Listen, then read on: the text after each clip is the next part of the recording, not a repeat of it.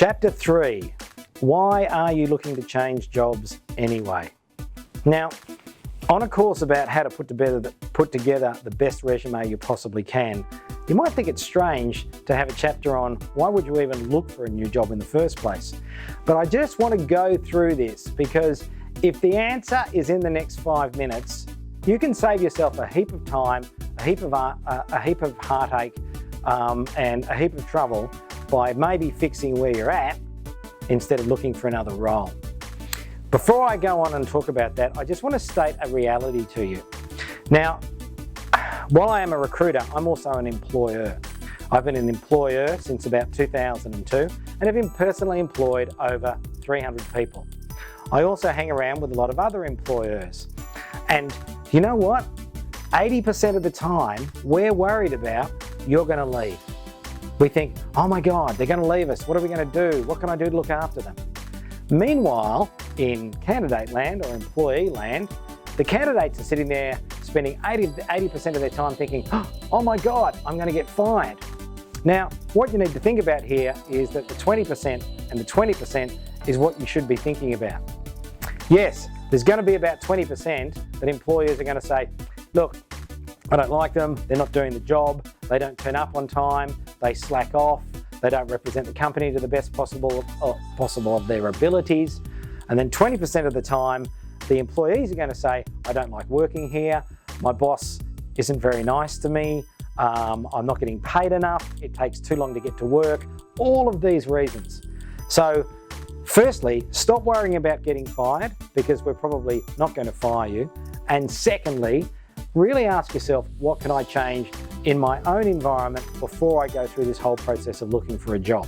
So the first question you have to ask is, what is the problem? Define the problem. And is it something that you can have an effect on? A lot of people turn around and they'll say, right, if John's going to leave that job and go to another job, it's going to be for more money. But if you actually ask John, why is he going to leave? Money usually comes about 6th or 7th. It could be the training that they will get. It could be the time it takes to get to work.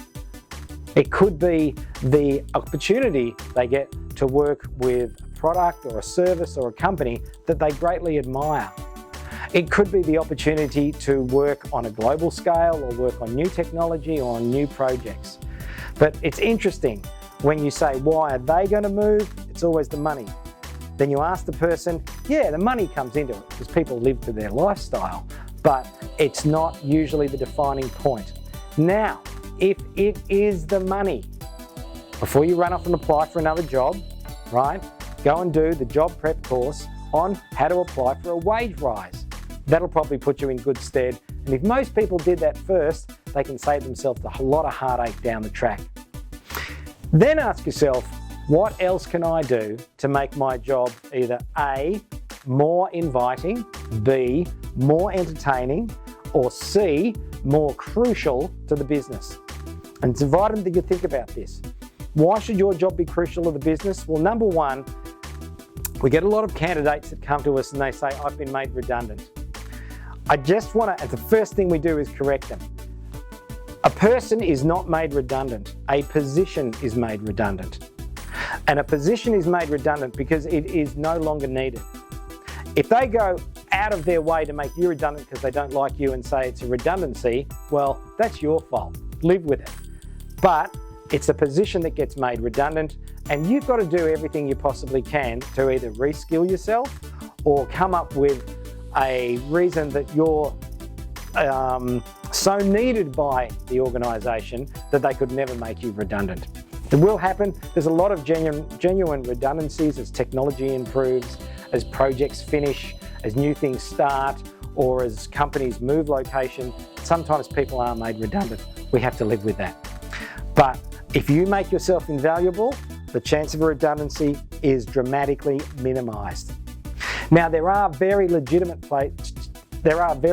circumstances when you do have to change work and you do have to actually go and look for another job.